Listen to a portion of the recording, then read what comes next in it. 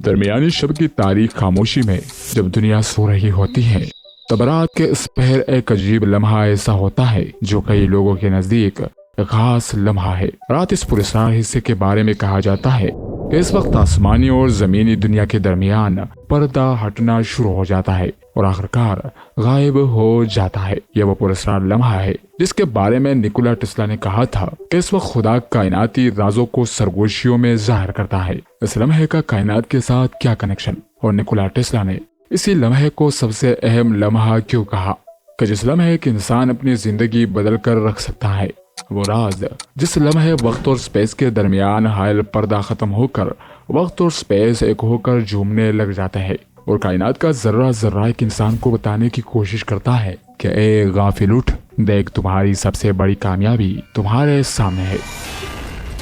نیکولا Tesla ایک دور اندیش اور ذہین انسان تھا جس نے کائنات کے بڑے بڑے رازوں کو حل کیا تھا، اور آج سائنس ٹیسلا کی تحقیق کے بغیر ادھوری ہے۔ نیکولا ٹیسلا کی کامیابی اور ذہانت کا راز اس کے سونے کے وہ عادات تھے جس کو اپنا کر وہ ایک کامیاب انسان بنا۔ نیکولا ٹیسلا رات کے وقت 2 گھنٹے سوتا تھا اور دن کو کچھ دیر کے لیے آرام کرتا۔ اس کا ماننا تھا کہ اس کی نیند کے اس روٹین کی وجہ سے وہ اپنے کام کو بھرپور انرجی سے کر پاتا ہے۔ ٹیسلا نے ایک جگہ اس وقت کے بارے میں لکھا تھا جس کا ٹائٹل اس نے یہ دیا کہ خدا رات کے 3 بجے کیوں جاگتا ہے۔ یہ ٹائٹل کسی کی سمجھ میں نہیں آیا، لیکن جب اسے ٹیسلا کے نظریے سے دیکھا گیا تو بات یہ واضح ہونے لگی کہ رات کے 3 بجے کا یہ وقت ہی 24 گھنٹوں میں سب سے طاقتور اور اہم ترین وقت ہوتا ہے، اور اس وقت جاگنے والا اپنے جسم کے اندر ایک عجیب سے انرجی اور طاقت محسوس کرتا ہے، جیسے کوئی اندیکھی قوت اس کے جسم میں داخل ہو کر اسے اپنی زندگی کا پورا نقشہ سمجھا رہی ہو۔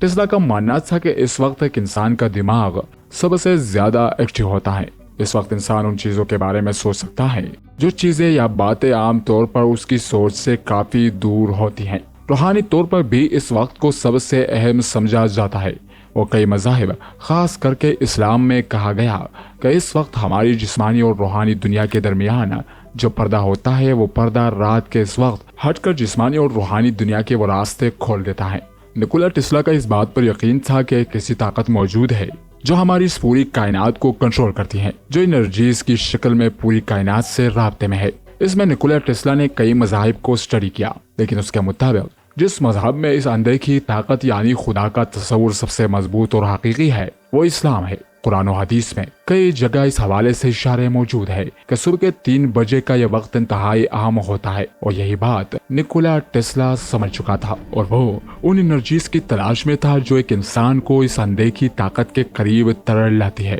اس لیے نیکولا ٹیسلا ہمیشہ صبح کے 3 بجے جاگ کر اپنے کام میں مشغول ہو جاتا تھا، کیونکہ موجودہ سائنسی ریسرچ کے مطابق یہ وہ وقت ہوتا ہے جب ہر طرف مکمل خاموشی کا راج ہوتا ہے اور ایک عجیب سا سکون فضا میں پھیلا ہوتا ہے، جس سے ایک انسان کا دماغ اس وقت سب سے زیادہ ایکٹیو ہوتا ہے اور اس کے سوچنے سمجھنے کی صلاحیت کئی گنا بڑھ جاتی ہے۔ ہمارے پیارے مذہب اسلام میں صبح کے 3 بجے کے اس وقت کو تہجد کا وقت کہا جاتا ہے، جس کے دینی اسلام میں انتہائی فضیلت بیان ہوئی۔ تہجد کی معنی ہے شب بیداری، رات کو جاگنا یا نیند توڑ کر اٹھنا۔ مطلب ہے کہ رات کو جاگ کر رات کے ایک حصے میں نماز پڑھی جائے یا سو کر دوبارہ اٹھ کر پڑھی جائے تو وہ نماز تہجد کہلاتی ہے، اور نفل نمازوں میں سب سے زیادہ فضیلت تہجد کو حاصل ہے۔ 1990 کی دہائی میں امریکہ کے سائنسی جریدے سائنٹیفک امریکن نے ایک ریسرچ چھپی تھی جو امریکہ کے یونیورسٹی آف پینسلوینیا میں کی گئی، جس میں انسانوں اور جانوروں کے دماغوں پر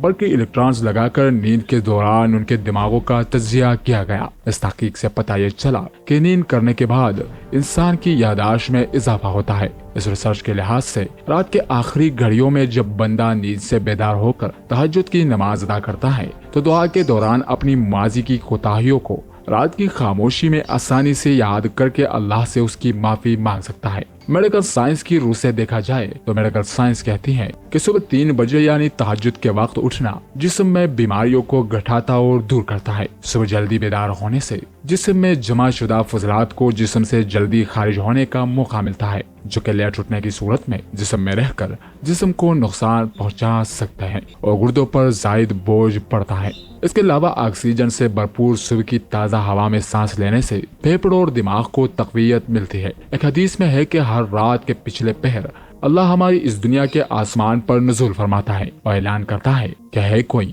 مجھ سے دعا کرنے والا کہ میں اس کی دعا قبول کر لوں۔ اب غور کرے کہ یہ وہی اندیکھی قوت ہے جس کا ذکر نکولا ٹسلا نے اپنی ریسرچ میں کیا اور کہا کہ یہ وقت انسان کی زندگی کا انتہائی اہم ترین وقت ہوتا ہے۔ حضور اکرم صلی اللہ علیہ وسلم جب نماز تہجد کے لیے بیدار ہوتے تو کمرے سے باہر صحن میں تشریف لاتے، آسمان کی جانب نگاہ اٹھاتے اور سورہ آل عمران کی آخری آیات تلاوت فرماتے۔ اس کے بعد وضو کرتے اور تہجد کی نماز ادا فرماتے۔ نکولا ٹیسلا کی یہ پوری ریسرچ اللہ تعالیٰ نے قرآن کی 2 آیات میں بتائی، جہاں سورہ آل عمران کی آیات نمبر 190 اور 191 میں ارشاد فرمایا، بے شک آسمان اور زمین کی تخلیق اور دن اور رات کے بدلنے میں عقل والوں کے لیے نشانیاں ہیں، اور یہ وہ لوگ ہیں جو کھڑے بیٹھے اور کروٹوں پر لیٹے اللہ کو یاد کرتے ہیں اور غور و فکر کرتے ہیں۔ آج ان انوکھے سائنسی حقائق تک پہنچنے کے لیے 180 ممالک کے 15 لاکھ افراد کئی ملین ڈالرز خرچ کر چکے ہیں